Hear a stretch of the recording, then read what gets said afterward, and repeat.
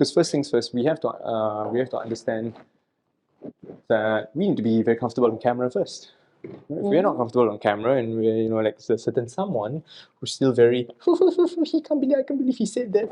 See. I haven't even said anything and she's really like that. Oh, I'm so happy to have you actually. See, that's exactly what she said. And so, folks, welcome to episode 2 of Talk About Sex with Afiq and Hamida. So, see, she's so happy to have me. I'm happy to have all of you today. This is really the opening introduction. So, if she's giggling and laughing, we don't know what to do. She's always been the giggly between the two of us. So, today, I hope you all have had a fantastic time over the past few weeks. Our previous opening episode, we had quite a bit of questions, queries coming in.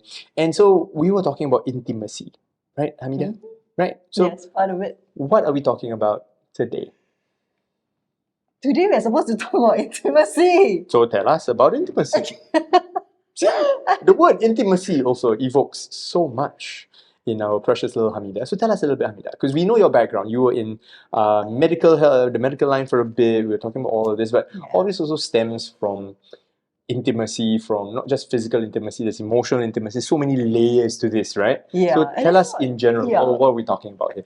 I think I wanted to focus, I know this is a Talk About Sex channel, but today we're going to talk about something that's in relation to sex, but actually it's a very important part of sex. And I talk about it a lot more in my book that's coming out soon. Yes, that's coming out soon. But I thought today we might want to talk a little bit more about emotional closeness, emotional intimacy, but really accepting and understanding our partners. No matter how retarded they are. For those of you watching, if you agree with me, give us a like. Okay, despite how retarded, but not retarded, I would like to say that they might have their own unique and special quirks. They're challenged. No, no quirks, uniqueness that we should celebrate. We should celebrate people in all their mental issues, and their disabilities. I mean, in all honesty, I have met thousands of people in my line of work, and I'm married to a lovely lady who has many quirks. Let's put it that way. What? Right? And I'm guilty of it myself. Right? I'm guilty of it myself. So I make this joke very lightly. And you're absolutely right. Right? If we talk about intimacy, what's the definition of intimacy? I think I would say the ability to be vulnerable, the ability to be authentic. And I think I also said this when I first launched Talk About Sex back in March this year. That intimacy is actually about accepting your partner for all he or she truly is. Flaws and all, weaknesses and all, challenges and all. And to give that sense, that safe space to your partner, as this is a safe space as well, but to your partner, to your husband, to your wives, and really to embrace them for all that they are. And I thought that was something that's very important, and it's that precursor. We human beings are very relationship driven. We don't live in this world alone, obviously. We live in societies, we live with families, we live with our neighbors, our friends, and sometimes I would say intimacy is actually a very large concept, right? It's not just about, what's there between a boyfriend or a girlfriend or husband and a wife, but, it extends to far beyond that. But of course, given the context of this show, I would say that really this is about vulnerability and about closeness and about sharing with your spouse how you truly feel about things, what's on your mind, what's in your heart, checking in with each other. And I would, think that intimacy encompasses not just emotional intimacy, but there's also, of course, physical intimacy, which encompasses sex and sexual touches. And cuddles. And cuddles, yes. Everybody likes hugs and cuddles. And stroking and... We shall cover that later. But yeah, I mean, on the topic of intimacy, there's this big thing in our culture where people talk about being intimate with someone means, It means both of you are doing the dirty, doing the deed, getting in bed. That's intimacy. But I absolutely agree with what you're talking about. When we talk about emotional intimacy, where being able to be open, vulnerable, being your true self, as they say, and basically being naked. And I don't mean that physically naked. I mean like completely and totally naked, and that person in front of you, that partner of yours, really can look at you and say, hey, okay, yeah, I'll hold you, I'll hold this safe space, and I love you for who you are, regardless of, whatever flaws and disabilities you may have, and still love you for who you are, right? So tell us a little bit more. So I think it's also about accepting or talking about your innermost thoughts and desires. I think it's very, very important. So, they say that communication is, I know this is very passé, and people will be like, yeah, communication again. But that's actually very, very important in creating that sense of emotional intimacy. And I also want to talk a little bit about intellectual intimacy. Tell me more. Because intellectual intimacy, I think it encompasses talking about, I don't know, books that you read or films or TV shows that you watch together. That also creates a sense of shared experience. So shared experiences, I think, is the word here. Having Because when you start talking about things that matters to you, that happens to you, be it on a daily basis, and actually daily basis is very important because I think there has to be always that touch point. So in every day there has to be not just emotional intimacy, but physical intimacy, intellectual intimacy, and the last one would be spiritual intimacy. That's a fantastic one. Yeah. I don't think many people really talk about spiritual intimacy. Tell us a brief overview of spiritual intimacy. I think spiritual intimacy encompasses, loosely put, it's about perhaps for some of us sharing the same religion or sharing the same belief in. If you're not of a particular religious faith, then it's guiding principles, guiding faith, guiding values. Are we The talking about value shared system. beliefs and shared values? Yeah, shared beliefs, shared values. Talking about, I don't know what's out there in the universe. Actually, sounds a bit like UFO lah, but it's not. But it's really about belief, value systems, Yeah. and then if you are part of a religion, then of course it's about going to that religious institution or doing things together. Maybe reading the Quran or reading the Bible. These are some of the shared experiences that I guess one can have. And I think that this part about spiritual intimacy doesn't just encompasses what a husband and wife does with each other, but I mean, if you have kids, it also extends to the children and the family. Yeah. And it keeps this sense of, I think psychologically, it kind of keeps people together. Not something that people would really talk about or consider like, oh, this is part of intimacy as well. But actually it does, because it's a sharing of minds, right? And it's a sharing of hearts, and it's a sharing of this sense of togetherness and in the activities that we're doing with each other. Nice. It's so nice. I mean, you've gone broad and you've gone deep as well. I mean, let's recap just really quickly. We've got physical intimacy, emotional intimacy. We've got intellectual intimacy, and right now spiritual intimacy. And that's quite a broad definition of what intimacy can encompass. But what you're talking about going, let's go deep about it. We can talk about intimacy between couples, intimacy within the family, with kids. I have kids. Intimacy within friends, or even I would like to say this. Just the thought just came to my head was intimate with yourself. Where, look at that smile. So, folks. So now we know who's the What? What? But where I'm coming from. Okay. Intimacy with yourself means we have to be vulnerable with ourselves. We have to be comfortable with ourselves, and that comes from understanding, right? That comes from understanding our physical needs, our emotional needs, intellectual and being needs. self-aware. Yeah, and so I don't think there's a lot of support out there for this, right? For people who want to just explore themselves. See, the jokes write themselves. So the jokes write themselves.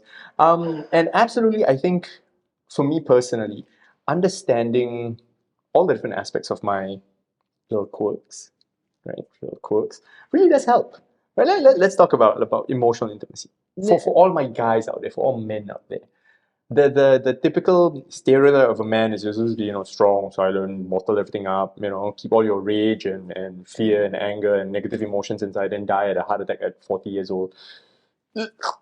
That's a stereotype, right?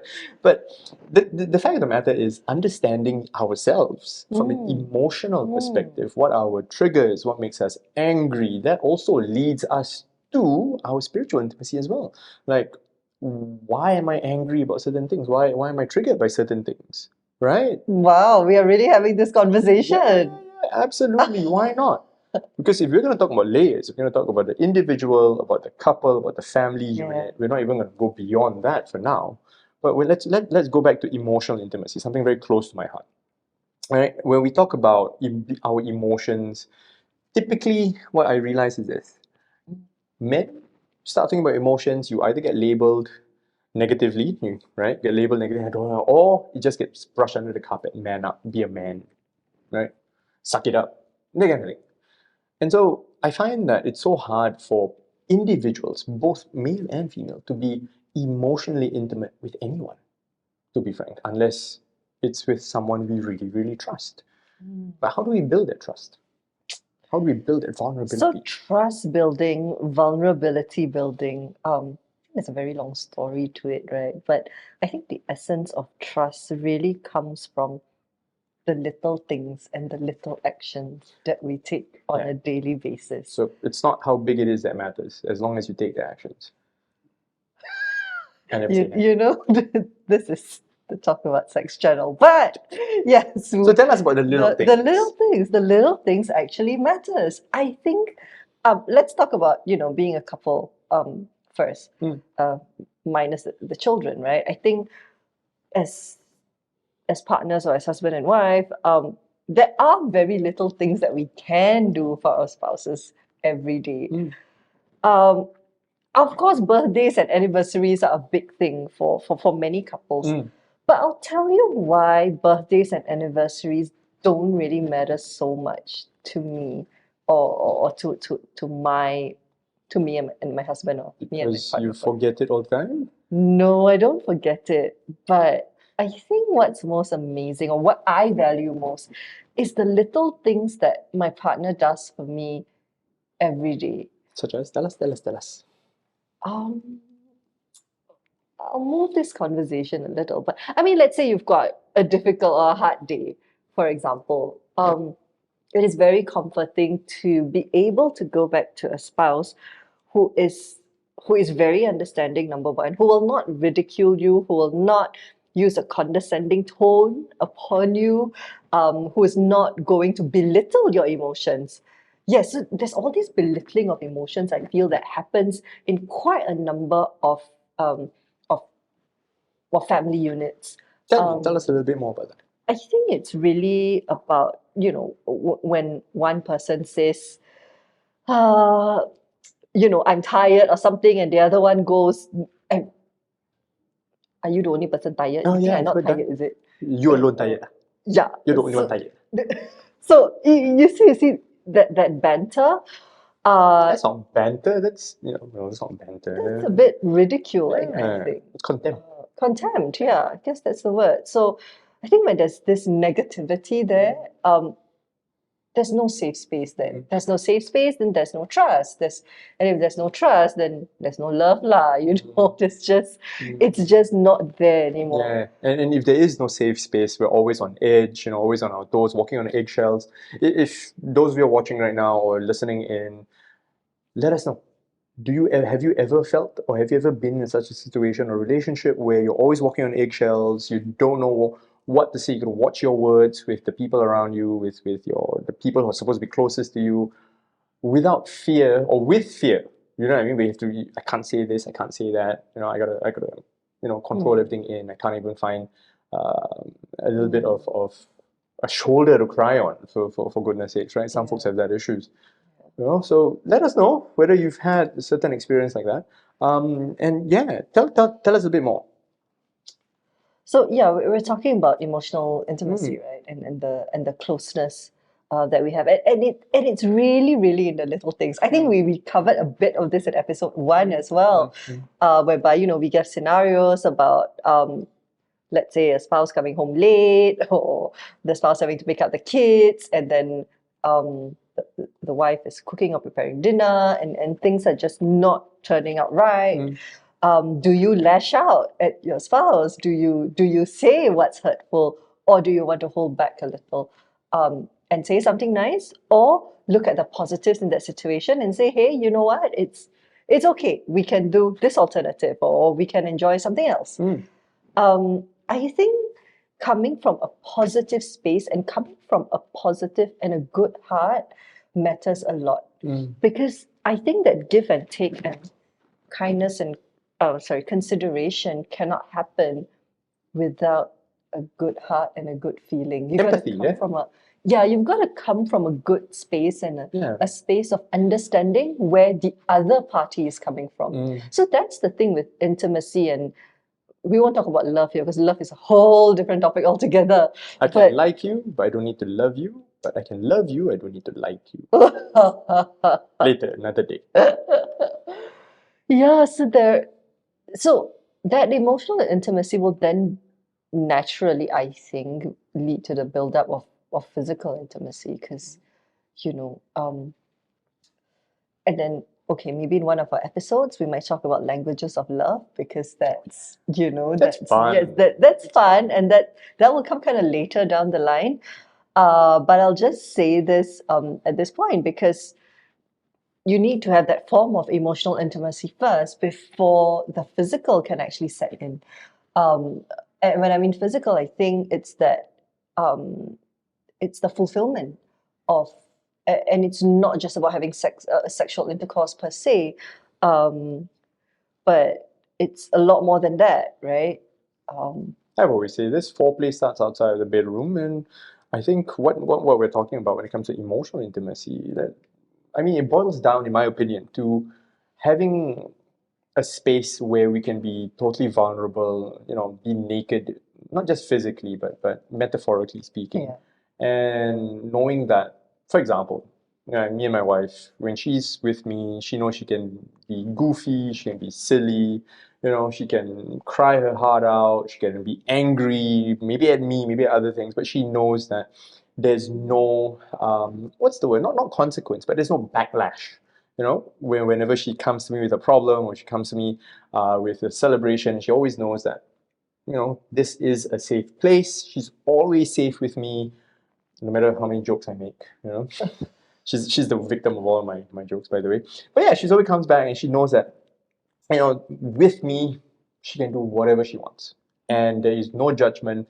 There's only love, lots of little jokes that make at her No, expense. and actually, humor, I think, matters a lot in a relationship, or even in a marriage. I'm not talking about my marriage yet, but when I even look at my parents' marriage, I mean, my mom has passed on, but when she was alive, I think she made this statement to me, and I was relatively young at that point in time. She said one of the reasons why she enjoyed being my dad so much is because my dad makes her laugh, and there are all these jokes.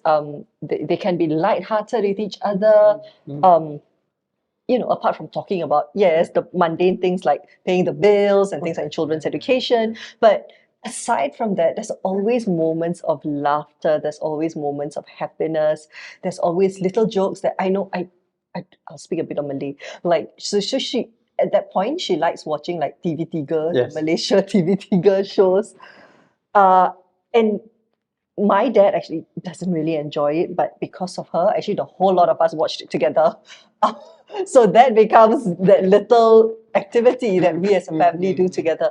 But she likes it, because then after that, she would then talk to my dad about it and laugh about some of the funny parts of the show. So this kind of crosses again into the intellectual intimacy part. Yeah, that something we you can kinda talk about, and you share that humor. I saw this quote a long time ago. A funny man is very, very dangerous. You know why? Because you laugh, laugh, laugh, laugh, ha, ha, ha, boom, boom, you're naked. Oh goodness. That's why funny men are dangerous. 1 minute you're laughing, the next minute you're naked. Yeah. Also, I saw this one silly quote. why are funny men so attractive? It's because when you laugh, most of the time your eyes are closed, so you don't look at us as much. Oh Then God. boom, you're naked.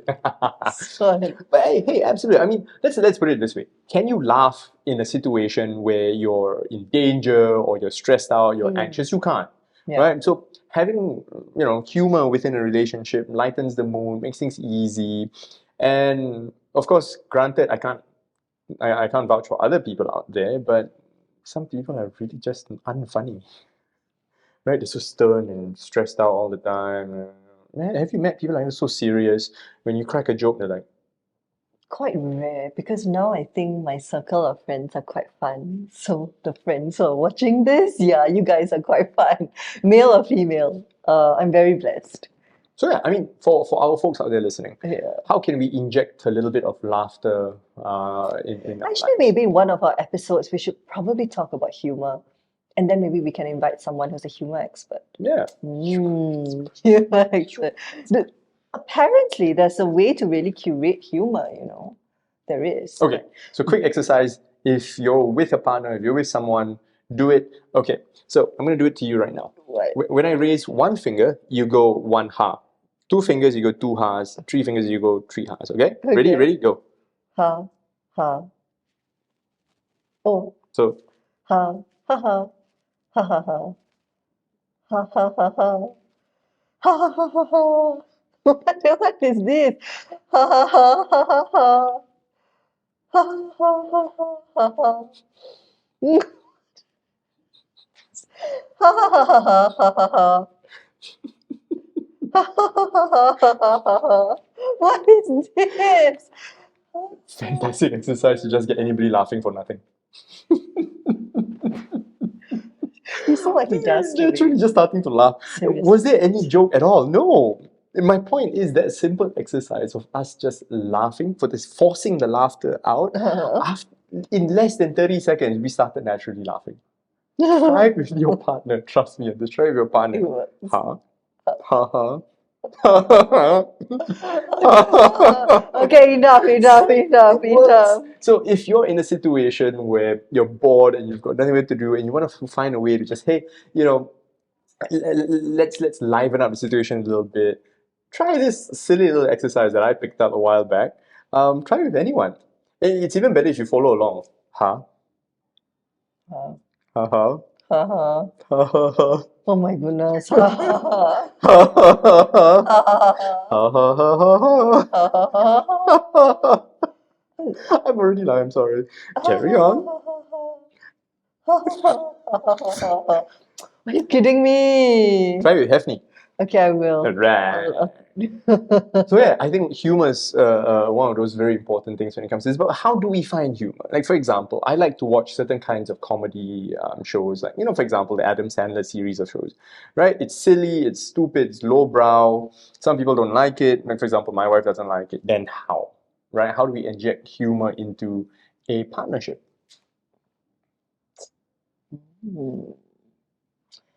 So I don't know. Maybe certain couples don't like to inject humor with each other, but I'm sure there would be light-hearted moments. There will be moments that you compliment. I think compliments are very important.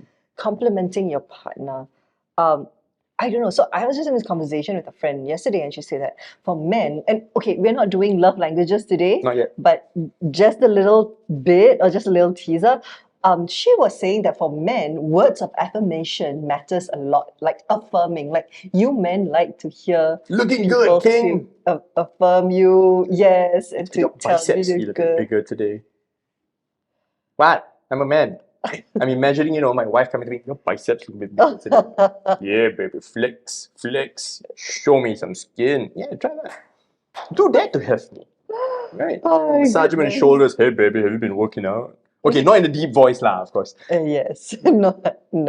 So, what was I talking about again? Complimenting your man. Yes, compliments. So vice versa, right? I think it goes both ways.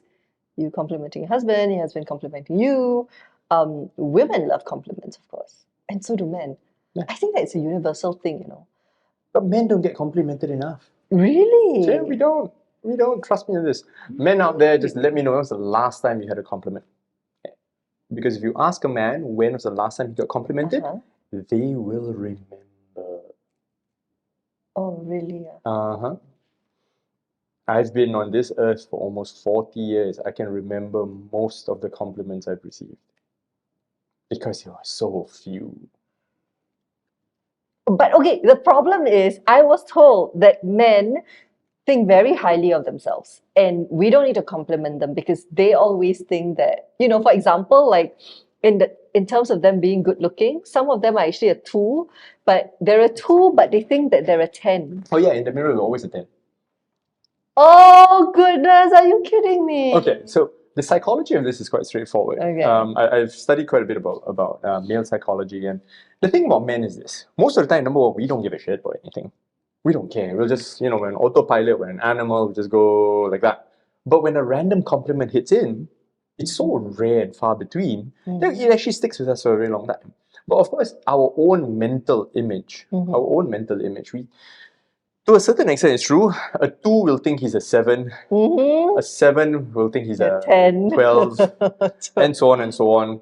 But it's also kind of like a positive feedback loop where you have the guys who receive naturally more compliments and it swells their self-image, their ego, and it's like, this is me, and on the other end of the spectrum, the guys who don't receive compliments also have negative self-views as well. Because they think that since I'm not getting attention, I'm not getting compliments, I'm not getting anything, there's no self-worth, and that goes downhill for them. And so it's really way too extreme. So my personal advice to everybody out there, both men and women, see a guy, compliment him. Say something nice, like cool shoes, dude, cool hat, I like your watch, looking fit today. Just say something nice. Trust me, you will make his day, his week, his entire month, if not his entire year. He will remember that and love you for it. Oh, I didn't know. Try that. Try that. Go see any guy, if he's got, find something nice to say that you can say about him. It can be anything, an accessory, clothes, even his you know what? What? Somebody randomly told me this. We were in a big group, it was a group meeting and something. yeah. And somebody came up to me and touched my face. Yeah, we were a group, and then it was a lady, it was a group, we were all talking together. She came up to me, and I knew her, she came up to me, and she stroked her finger up my chin. And she was like, your skin so lichen, your skin is so smooth. This was when I was still taking care of my face. And I said, oh, thanks. Until today, I remember. I mean, it was non-sexual. We were all very Are you comfortable, we were all good sure friends. it's not sexual? It was not. Because she was of the she liked girls. Oh, okay. Yeah, she liked Okay. girls. She was of that persuasion. Okay. You know, so when she came up to me, I was like, yeah. Then she was like, yeah, what do you do? Take care of your skin and all that. I said, oh yeah, my wife has this like 5-step regime for me. Do this, do that, do that. This was 6 years ago. And you remember it I till still today? remember. Okay, point taken. See, to compliment your men. And vice versa, actually, women need to be complimented quite a bit because, I don't know about other women, but most women, actually, I think women self-sabotage themselves a lot. Tell us a bit more about that. A lot. So we don't feel, okay, we have to be confident and we have to be very sure of ourselves when we're outside. But we also have to be humble and nice and non-arrogant. I think there's a lot of expectations when it comes to women. And then those who are mothers, you then start comparing yourself, like, am I a good mom? Am I this? Am I that? Did I send my, I don't know, did I make sure all my 4 or 5 kids You have 4 or 5 okay? kids? No, I don't. I have none, but I have friends who do. So the insecurity is very real on many levels. And of course, with media, with traditional media and social media, I think it's made worse by social media. You see all of these expectations of beauty, right? Like they're so perfect, their faces are like, their noses are so sharp, You have this to be person has jacked. big eyes, have very nice lips, and then a great body, and you're like, what? That is just quite crazy. I think those expectations are sometimes a bit unrealistic. I'm of the belief that we should just be comfortable in our own skin. And being comfortable in your own skin, and this is where I talk about sex a little, I think that then allows you to have that confidence to have a good time in bed. Oh goodness, I can't believe I'm saying this on camera, but Nothing wrong with but we will cover that, I think, with Oh no, we will uncover that. yes, we will uncover that together with our relationship experts and sex therapists in time to come. Oh yeah. Oh yeah. So going back to this, right? I think ultimately understanding what we like, right, from both emotional, intellectual, and a physical perspective. So we're intimate with ourselves first and foremost. Right? Understand that. Write things down. So right now, quick exercise for all of you out there. Write things down. What are emotions that trigger you? You know, what are things that trigger happiness? What are things that trigger anger? What are things that trigger sadness? What are the things that affect you? Just write it down and understand your emotional part. And then intellectual. What are things you're interested in? What are hobbies that you have? What are topics that you like talking about? And then physically speaking, what are things that you absolutely enjoy? Right? This is an exercise that you can do by yourself first to understand yourself. Then, if you're in a relationship, like we are, okay, not us. She's got Hefni, tall, big guy. That guy can take me on, so I'm a bit scared. Me with Lena, she can take her on, so I'm not scared. I pay to see that. Make it rain. But yeah, so talk to your partner, talk to your spouse, Yeah. and show them this list, and do it with your partner. Right? Then both of you can talk about it and understand. Yes, and Right? Like I like, understand. for example, my wife likes horror movies. I absolutely detest horror Yeah, you movies. hate horror movies. Horror movies. She loves horror movies. So obviously she watches them alone.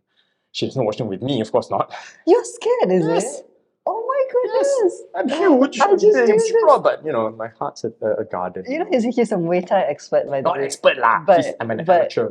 But he is scared of ghosts. Seriously. Yeah, because Okay. unto no lah. No. But yeah, it's a fantastic exercise to do. I've done this with Lena multiple times, and so we understand. So talking about the horror movies again, it's a trigger for me. I hate horror movies. She hates the comedies that I like to watch. No, but I'm sure both of you have shared experiences, Ta-da! right? And so we like certain things, and so when we did the exercise, we've got points that overlap. So those points that overlap help us to form emotional intimacy, help us to form intellectual intimacy. So we talk about certain things. When we are sad, we sad together. When we're happy, we celebrate each other, and so on and so on. And that leads to physical intimacy. Yes, which we will talk about in another episode later on. Yes, soon in October, right? Because we're supposed to have something in October together with our sex therapists and relationship therapists as well. We're going to talk a lot more about the ins and outs of intimacy. It's not just about going in and out. So, yes, his idea actually.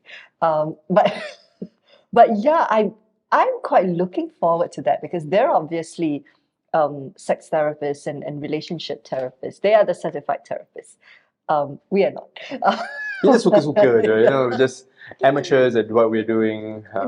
But it's important what we do because there aren't many channels and there aren't many people who want to go public to talk about this. And ultimately, I think there is a goal to talk about sex, of course. Of course. So at the end of the day, we're very much advocates for empowerment, for wellness, for health. Good health, for good sexual health. Mental well-being, physical well-being. Because all of this, let's face it, we're all animals at the end of the day. Right? We are animals.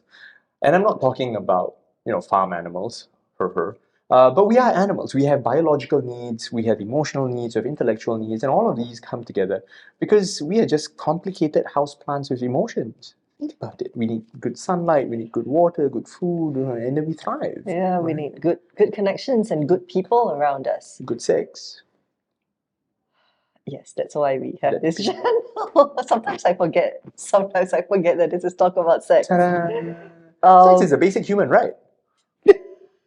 I think one of the Scandinavian countries has this, where if they actually have an allowance for people with disabilities to go to brothels and Oh yes, yeah, there right. is. So there are certain professions, and it's not to be laughed about. Yeah. Maybe one day we'll cover that in our podcast. Um, there are certain professionals, and I don't think it's allowed here in Asia, especially not in Singapore where we're talking about this. But in other Scandinavian countries, and I think even in Europe or the UK, Yeah. there are professionals, and they would go to the homes of the less able, and to help them and to coach them. Yeah. Um, it might, I know there might be certain ethical issues to do with it, but what I'm saying is that I think people of all abilities, Have a whether right we to yes, have a physical right pleasure, to yeah. physical pleasure and to happiness. Speaking of which, okay, this wasn't supposed to be part of the video. Let's go talk about it Um, anyway. We can always cover more in a different episode, right? Yeah, and I thought I just to cover about it a little. Actually, in my years working with a government-related hospital, which I shall not name, there is a sex therapist actually who specifically helps accident victims, trauma victims, or stroke victims to still have some form of physical intimacy, some form of definitely emotional intimacy with their spouses. So she actually coaches them. Huh. And it does happen. Not much talked about in Singapore, but there are such professionals and such services Absolutely agree. that's being provided. I mean, let's face it, from a physical intimacy perspective, the human skin, it's the largest organ on your body, right? And studies have proven beyond a shadow of a doubt, infants, babies, do so much better when they are held. Skin to skin contact. So when, for example, there's a bit of a story. When my wife was giving birth, had given birth in NUH. The hospital there emphasized, putting the baby on bare skin, with the dad, with the mom, and the studies have just proven that these kids do better. They have better immune system responses, etc., etc. And that's from just children. Why do you think kids like being hugged so much? Imagine as an adult. Out there, people are craving human contact. We're craving physical contact because, again, we're animals. We're people. We need to be touched. And to draw a very negative example, imagine being in a wheelchair, right? Imagine being disabled, being differently able, let's put it this way, and being unable to have that human touch, literal human touch that we all naturally, biologically crave. So I think at the end of the day, if our mission where everyone is having more sex, hooray, good, safe, protective Safe, sex. yes, protected. Okay, folks, just to be Yes. clear. Okay, I think we would have at least helped a small portion of our community, and that would be a big achievement on our part, right? Helping couples have better sex, have more closer intimate relationships with each other, Absolutely. because when you are closer, then that further strengthens the marriage, that further cements the love, and it cements the sense of oneness that you have with your spouse. And Let's face it, that's you get happier with more sex anyway. I've never met somebody who's had a lot of sex and then unhappy. Oh man, I've had too much sex. I've never heard that from anyone. Right? Such a pain to have so much. Oh. I'm not gonna go there, but We're think not of it going this way. there. Think of it this way. We're on a mission to help you have more sex. yes, safer and Yeah, more yeah, she'll- fulfilling sex. she'll handle all of in- that, but in you go get everything. some, guys, girls. Yeah. What? Yeah, go get some. And so today we were talking about emotional intimacy that drifted into, physical intimacy, intellectual intimacy. And I think at the end of the day, intimacy is something that's sorely lacking, right? Sorely lacking in. Because sometimes people are looking at it in the wrong places. This again is not supposed to be part of this episode. We'll but cover more of it later on, but tell us a little bit more. This whole concept about the whole sugar baby phenomenon. Sex for money? Yes, sex for money, and men who are willing to pay for sex. Oh yeah. And women, I mean, Willing certain to women accept that- money yes, for willing sex. to accept it. There is, I mean, there's a lot of unpacking to do with that. I think the next 5 to 10 minutes will just not do it. But I think one day we should explore this topic. Sure, can you find me one? Talk about To interview. sugar baby, perhaps.